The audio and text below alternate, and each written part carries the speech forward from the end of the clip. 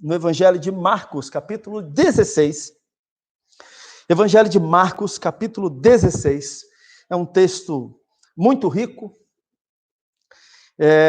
Nós vamos ler do verso 1 até o verso 7. Nós vamos nos debruçar no verso 1 ao verso 7. Marcos 16. Evangelho de Marcos, capítulo 16.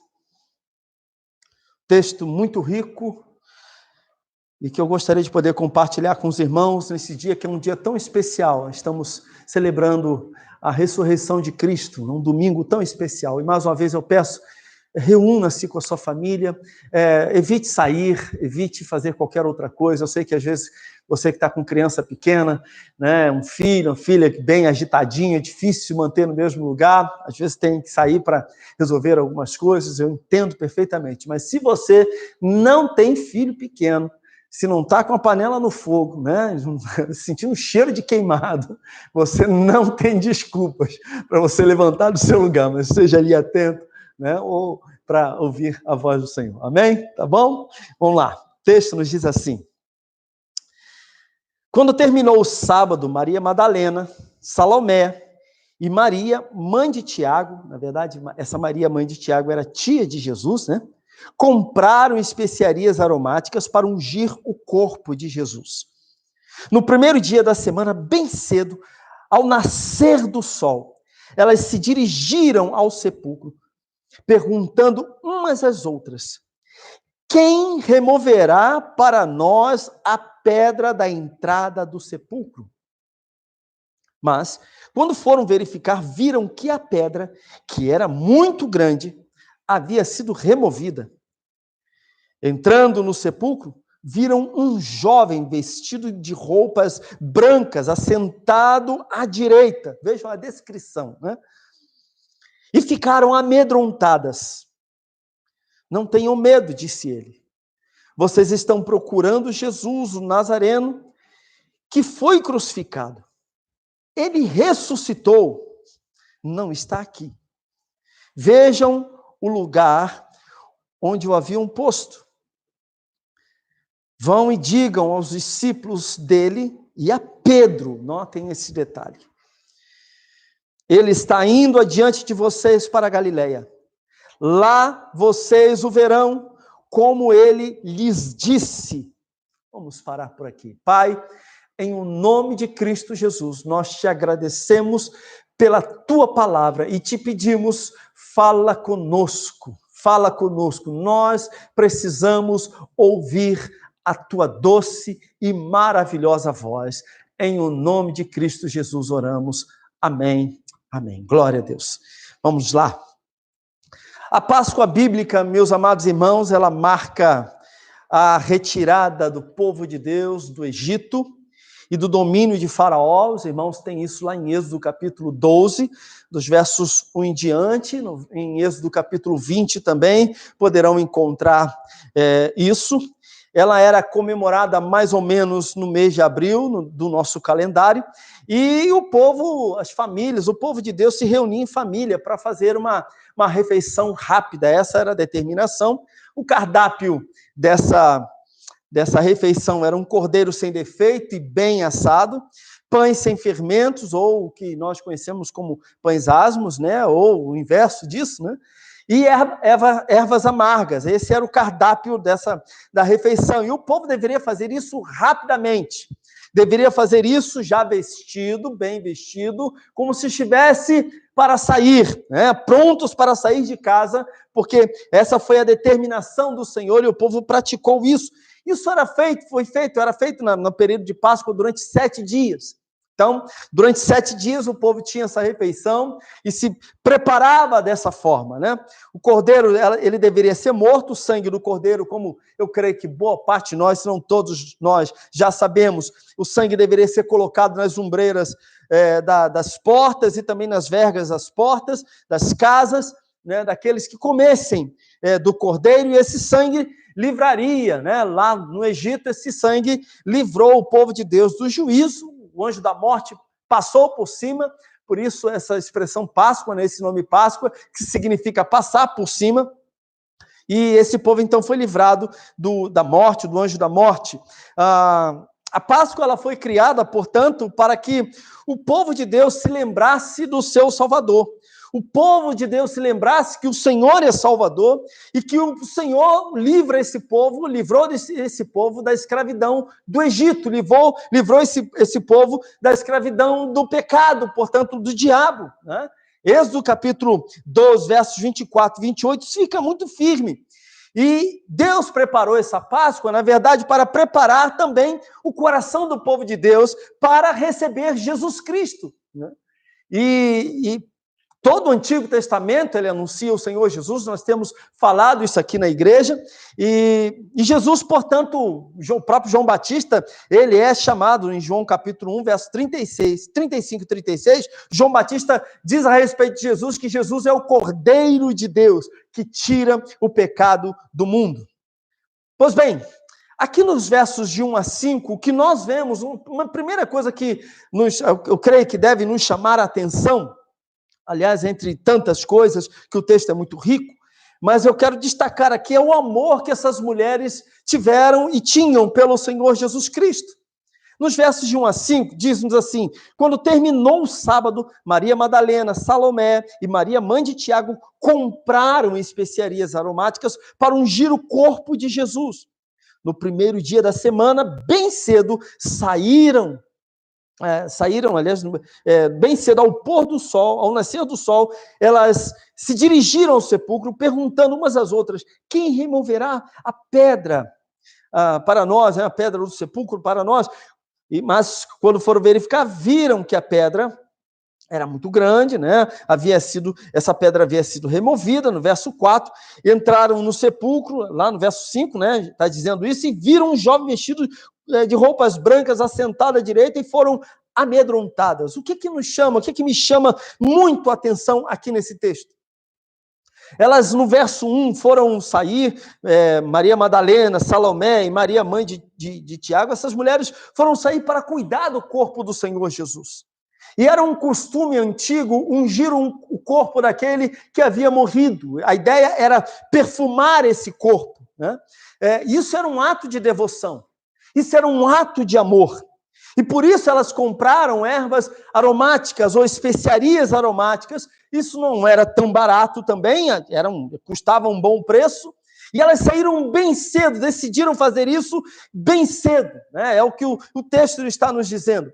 Então, esse amor dessas mulheres, ou essa atitude dessas mulheres, essa atitude expressou algumas coisas. Primeiro, elas gastam algum dinheiro com perfumes, com preciosos perfumes. Segundo, elas colocam suas vidas em risco, indo bem cedo foram bem cedo ao sepulcro, ao túmulo. E é importante ressaltar que os líderes judeus ainda queriam acabar com os discípulos do Senhor Jesus. Eles eram caçados, eles não tinham mais a liberdade que eles tinham antes.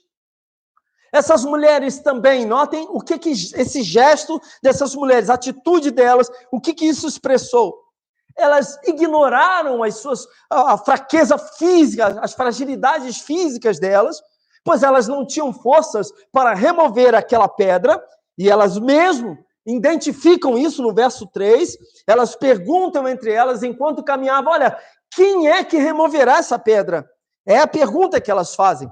E, meus irmãos, alguns estudiosos afirmam que eram necessários em torno de 20 homens para remover uma pedra daquela. 20 homens. Então, aquelas mulheres foram para aquele lugar pensando: meu Deus do céu, quem é que vai remover? Nós vamos, temos que ir. Vamos de qualquer jeito, mas quem é que vai remover isso? Então, o amor dessas mulheres por Jesus era maior e mais pesado que aquela grande pedra. O amor que essas mulheres nutriam por Cristo Jesus era muito maior e muito mais pesado que aquela grande pedra. Elas venceram suas fragilidades, elas colocaram suas vidas em risco e elas gastaram o seu dinheiro para estarem ali, ungirem o corpo do Senhor Jesus. Pois bem, aquela também foi a manhã de domingo de grandes surpresas para ela. Primeiro, porque a pedra foi removida. Quando elas chegam lá, elas tomam um susto. Essa remoção da grande pedra, e não foi uma pedra qualquer, foi uma grande pedra. Eu não sei quantos de vocês já tentaram remover alguns entulhos, né? Derrubam a casa, ou então tem um pedaço de uma rocha, alguma coisa assim, pequeno que seja, não é fácil levantar, né? E essa remoção, então, dessa grande pedra não foi uma obra humana, mas foi uma obra divina. O que aconteceu ali foi divino. Notem o que está em Mateus, capítulo 28.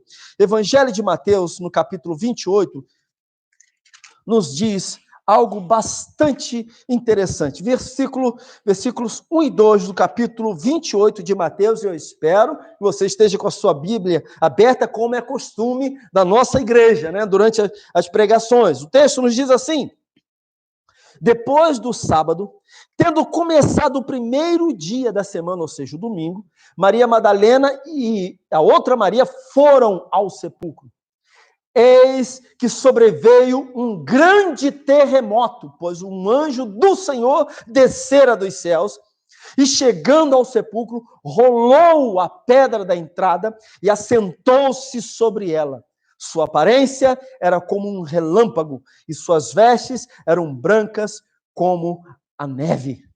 Então, o que nós temos aqui é uma manifestação divina, é o poder do Senhor. E elas não esperavam esse sobrenatural, essa coisa grandiosa, maravilhosa, estrondosa. Elas não aguardavam dar de cara com um anjo, elas não esperavam que milagrosamente uma pedra fosse removida.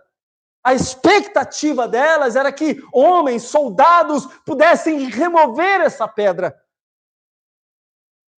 Mas aquela pedra foi removida sobrenaturalmente. Foi um anjo enviado pelo Senhor que fez isso. Mas há um detalhe interessante. Essa remoção não aconteceu para Jesus. Essa remoção aconteceu para as mulheres. Para Jesus ressuscitar e sair daquele lugar, ele não precisava da remoção da pedra. Para Jesus ir adiante, ir para a Galileia e se encontrar com os discípulos, marcar com os discípulos, ele já tinha dito isso, ele não precisava que um anjo removesse a pedra. Portanto, aquela remoção foi para as mulheres, glória a Deus. A segunda surpresa que nós temos aqui, a primeira é o fato dessa pedra ser removida, mas a segunda surpresa que nós temos aqui é que foi a presença desse anjo. Foram anjos que anunciaram o nascimento do Senhor Jesus. Foram anjos que auxiliaram o Senhor Jesus na tentação do deserto. Foram anjos que serviram ao Senhor, foram um anjo que serviu ao Senhor no Getsemane. A presença do mensageiro do Senhor. E naquele domingo de Páscoa também foram anjos que serviram o Senhor Jesus, estiveram ali, diante do Senhor Jesus. Mas a segunda coisa que eu quero abordar com os irmãos está nos versos 5 e 6.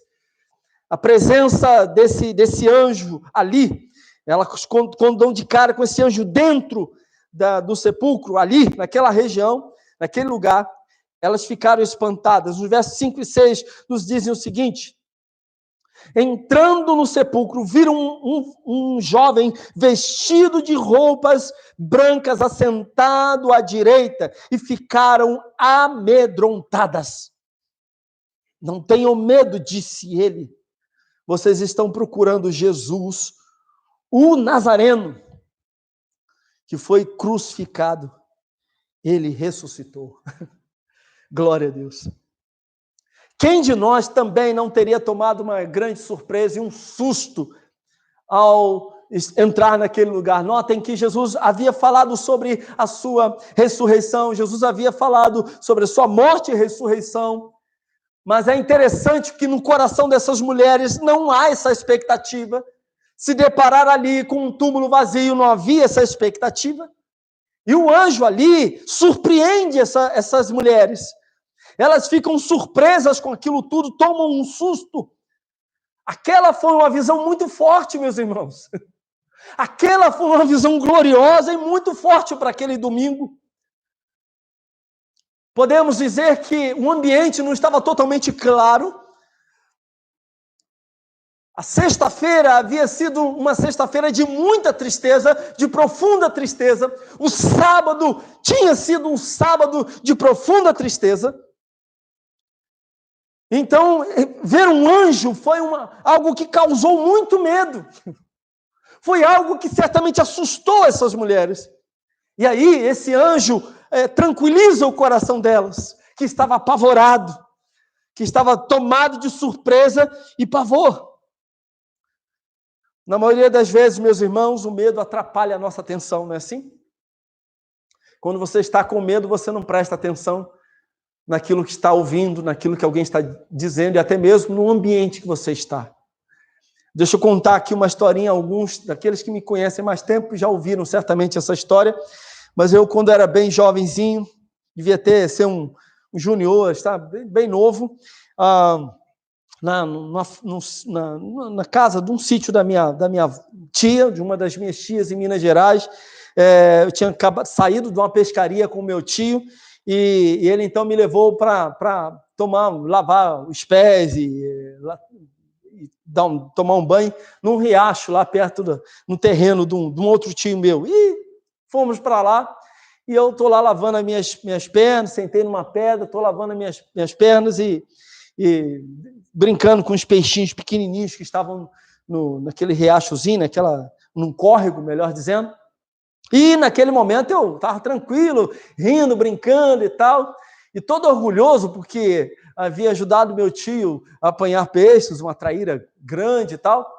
E eu estava todo bobo com aquilo, ia chegar em casa, eu falei, tio, quem vai levar o peixe sou eu, deixa eu levar e tal. A gente, peixe todo amarrado num galho de árvore, que é muito comum. E aí, em um determinado momento, eu olhei para o lado e vi uma cobra enrolada, já preparada, digamos assim, para dar o bote.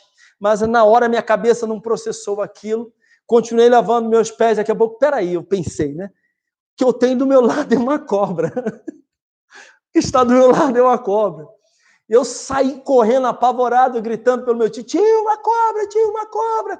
E tinha a porteira, que a porteira abria de um lado, do lado esquerdo, né? Puxava assim, e eu fui para o lado direito, tentando abrir a porteira, e meu tio falou assim, do outro lado, do outro lado. E eu fiquei apavorado. E ele falava e eu não conseguia, até que ele veio, abriu a porteira para mim e tal. Eu estou contando isso por quê? Porque o medo impede de você raciocinar, o medo impede de você pensar naquilo que você está ouvindo. E esses anjos, esse anjo aqui especificamente, ele se volta para eles e diz, olha, não tenham medo, não tenham medo. Vocês estão procurando Jesus, o Nazareno, que foi crucificado, ele ressuscitou, ele não está aqui. Vejam o lugar onde o haviam posto. O anjo quis tranquilizar aquelas mulheres aflitas, aquelas mulheres tomadas por surpresa e pavor. E pode ser que hoje você também esteja com o seu coração tomado por medo, o seu coração tomado por inquietações, em decorrência do quadro político, social, em decorrência do quadro de saúde do nosso país, da nossa nação.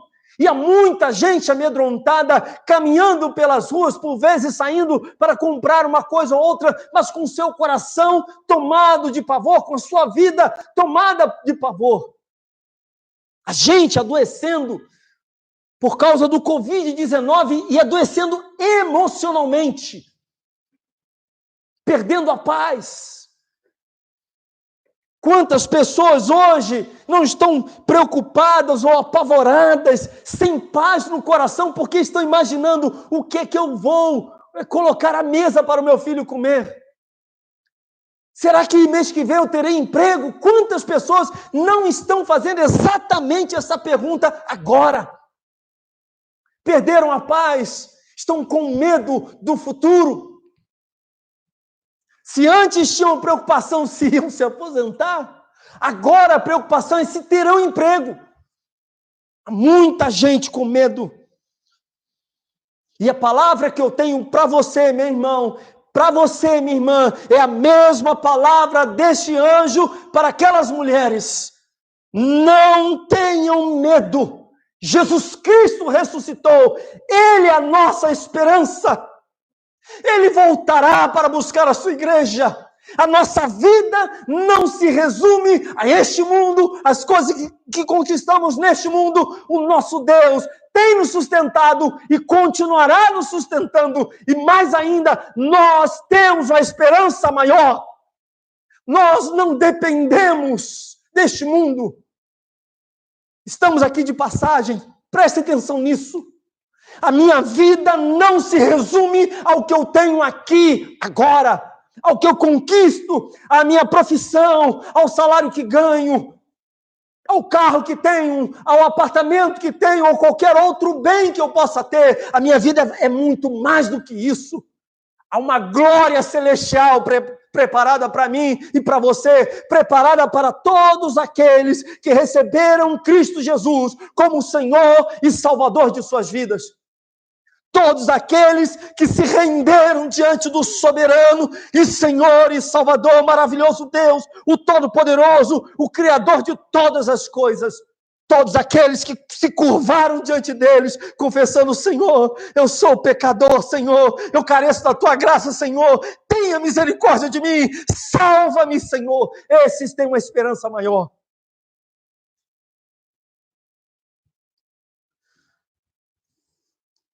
Não tenham medo, é a palavra daqueles anjos para aquelas mulheres. E aí então nós chegamos no verso 6. E o anjo dá essa boa notícia que Jesus Cristo ressuscitou.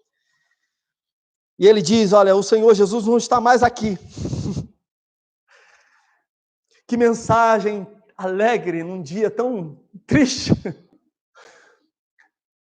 O coração dela estava tomado de tristeza, ela recebe uma mensagem maravilhosa. A mensagem mais preciosa para um crente, meus irmãos, é essa: Jesus Cristo ressuscitou. Paulo disse em 1 Coríntios capítulo 15, verso 17, se Cristo não ressuscitou, é vã a nossa fé. Portanto, não existe cristianismo onde não existe a fé na ressurreição corporal de Cristo Jesus. Não existe. Qualquer organização, qualquer entidade religiosa que negue a ressurreição corporal de Cristo Jesus, o sofrimento na carne de Cristo, a vinda de Jesus Cristo como homem, na cruz como homem, sofrendo como homem e ressuscitando. Jesus Cristo sendo 100% homem, 100% Deus, ali na cruz ele padecendo profundamente, carregando sobre os nossos ombros os nossos pecados, ressuscitando ao terceiro dia. Qualquer organização ou entidade religiosa que negue isso, nada tem a ver com o cristianismo. Nada tem a ver com o que Cristo ensinou. A ressurreição de Jesus, portanto, é a garantia de que os nossos pecados foram perdoados e que nós fomos justificados por Deus. A ressurreição de Cristo nos garante, meus irmãos, que nós podemos viver uma nova vida. Se Cristo ressuscitou, nós também ressuscitamos. Morremos para o pecado e nos levantamos para a glória de Deus. A sua ressurreição nos dá essa segurança também, de que a nossa morte física não é o fim da nossa existência. Como pastor, eu realizo sepultamentos. É triste, é lamentável, dói o coração olhar para a família e perceber que a família está em prantos porque perdeu alguém que muito ama. Como pastor, o meu coração é massacrado quando eu vejo o sofrimento de alguém, as lágrimas no rosto de uma pessoa que perdeu seu ente querido, a mãe, o pai, um filho. Dói o coração.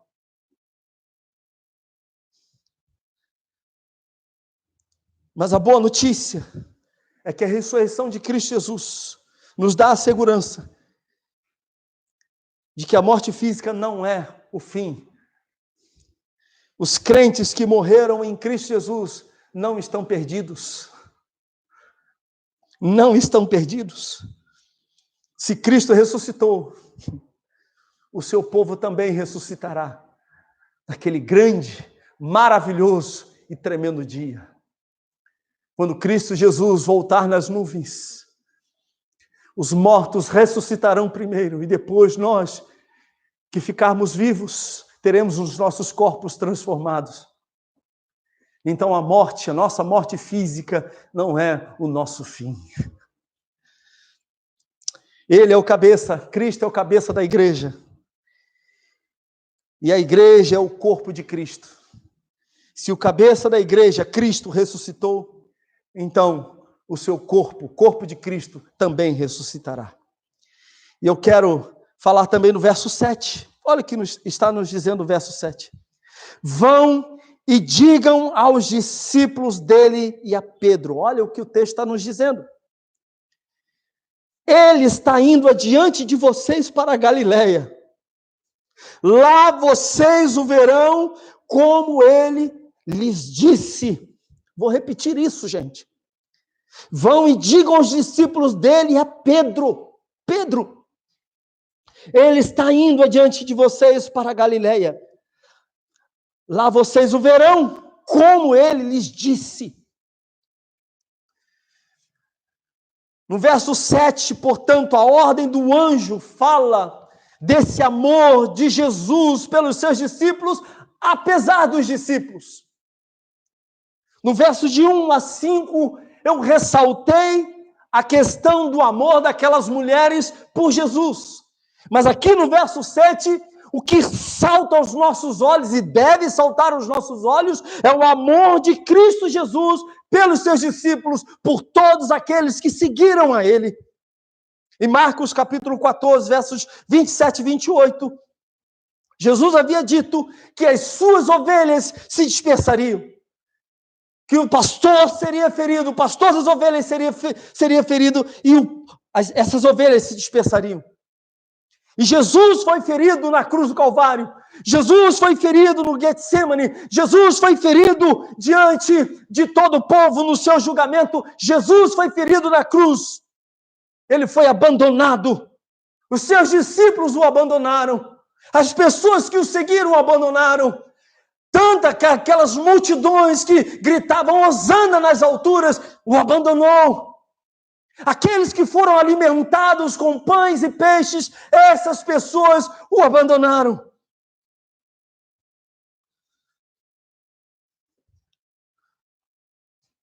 Mas agora Jesus está a caminho da Galileia para se encontrar com quem? Com aqueles que o haviam abandonado. A mensagem de que Jesus ia para a Galileia é, portanto, uma prova de que Jesus não deixou de amar os seus discípulos. De que Jesus não deixou de amar os seus discípulos fracos, imperfeitos, inseguros, amedrontados, acovardados diante dos questionamentos dos líderes religiosos e das autoridades ali constituídas. Esses homens que disseram, olha, eu não conheço. Esses homens que viraram as costas para Jesus no momento mais duro da sua vida. Esses homens fracos, pecadores, limitados, foram amados, eram amados pelo Senhor Jesus. E a prova é que Jesus vai atrás deles. A graça de Deus. É a graça do Senhor. Saber que o Senhor vem atrás de nós. Saber que Ele nos amou primeiro. Sabemos que, por mais que o homem, ele na sua loucura, por vezes se afasta, não quer ouvir o Evangelho, mas em algum momento da sua história, o Senhor soberanamente vem e toca profundamente no seu coração, transforma a sua vida, um homem pecador, miserável, mergulhado no pecado, que sempre disse que não quer nada com Deus, que não queria nada com Deus, que debocha das coisas do Senhor e viveu debochando das coisas de Deus. Em algum momento, o Senhor soberanamente vem sobre a sua vida O Espírito Santo de Deus o convence da justiça, do pecado e do juízo. Deus caçando o homem, Deus buscando o homem, Deus resgatando o homem, Deus pela sua infinita graça e apenas pela graça dele, restaurando a vida do homem. Ele foi atrás daqueles discípulos. E meus irmãos, nós precisamos ser lembrados disso. Precisamos ser lembrados que Jesus não nos ama porque nós temos uma fé forte, não nos ama porque nós somos inabaláveis, não nos ama porque nós contribuímos com a obra, porque damos uma oferta, um dízimo, alguma coisa parecida. Ele não nos ama porque, eu não matei, eu não roubei, eu nunca fiz isso, nunca fiz aquilo outro. Não! Nós somos pecadores. Os discípulos de Jesus abandonaram Jesus. O apóstolo Pedro negou ser um discípulo do Senhor Jesus. Vocês lembram disso? Já leram sobre isso? Ele é questionado e ele nega. E ele enfatiza isso. Eu não conheço. Mas notem que Jesus destaca Pedro dentre os discípulos. Vai lá, avisam os discípulos. E a Pedro?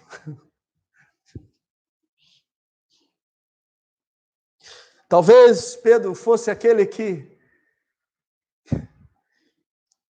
Jesus fala assim, deixa ele vir até mim, ele vai ter que vir até mim. Ele vai ter que chegar aqui. Ele terá que vir até aqui, mas ele não fez isso. Onde estavam os discípulos no domingo de Páscoa? Estavam escondidos. Tinham fugido.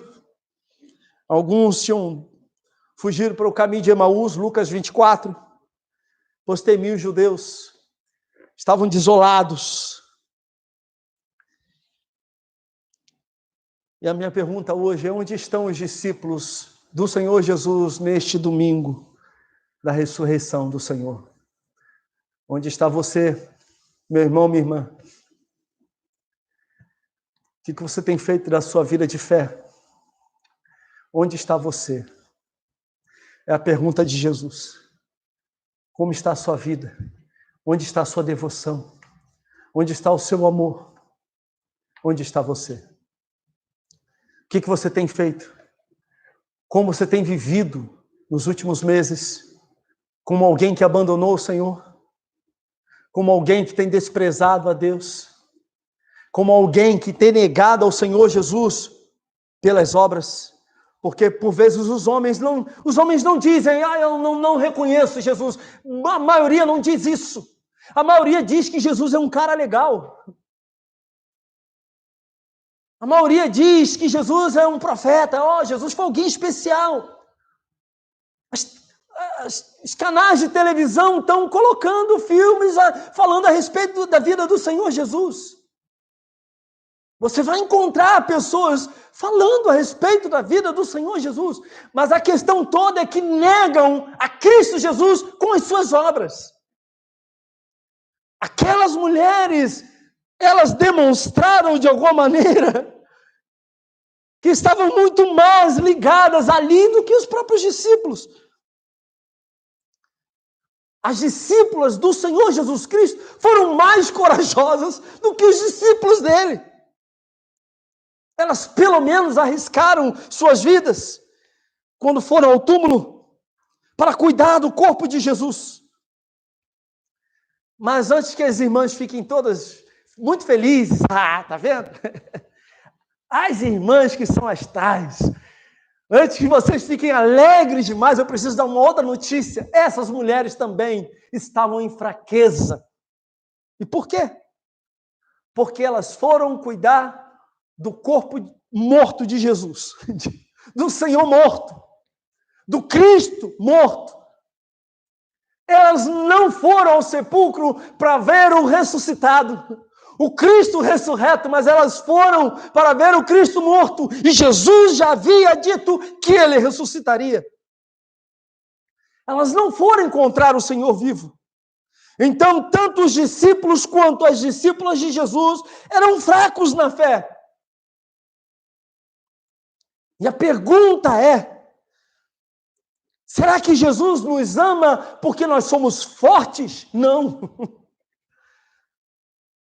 A nossa felicidade, meus amados irmãos e amadas irmãs, a nossa felicidade é que nós temos um Senhor amoroso, um Deus todo-poderoso, que apesar dos nossos pecados e fraquezas, nos ama.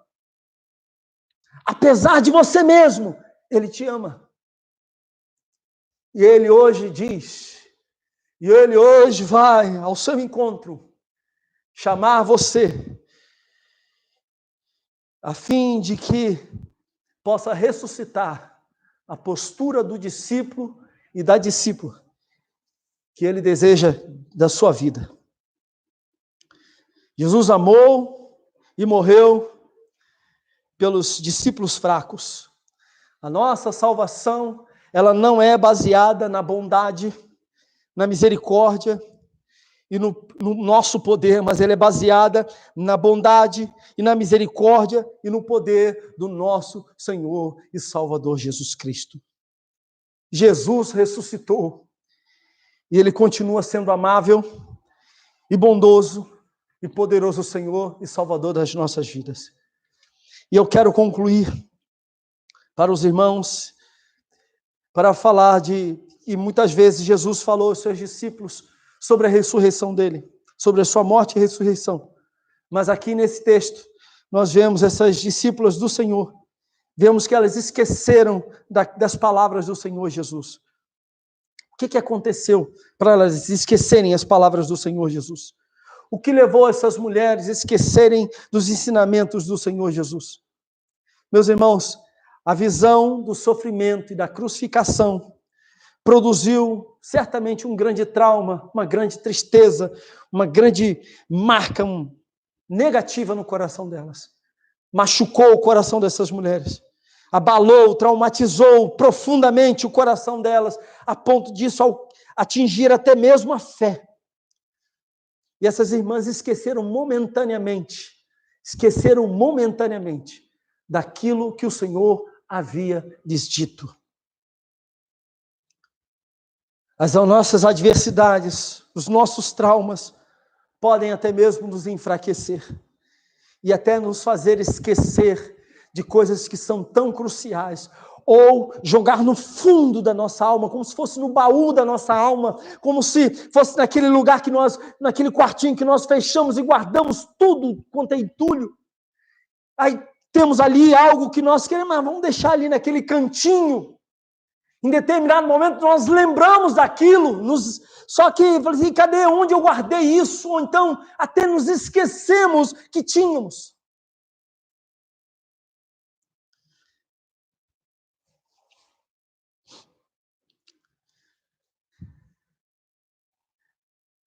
Os traumas e adversidades podem nos fazer enfraquecer e até nos fazer esquecer de grandes verdades. Ou deixar no fundo do nosso coração ali, quietinho, como se estivesse adormecido, uma grande verdade. Que verdade é essa? Jesus ressuscitou. Jesus não está mais no sepulcro. O Rei da Glória, Cordeiro de Deus, que tira o pecado do mundo. Cordeiro de Deus ressuscitou. E esse Jesus um dia voltará para buscar a sua igreja. Lembre-se disso. Quando seu coração estiver sendo jogado de um lado para o outro, Cristo está vivo, Ele não está morto. Vamos curvar nossa cabeça e vamos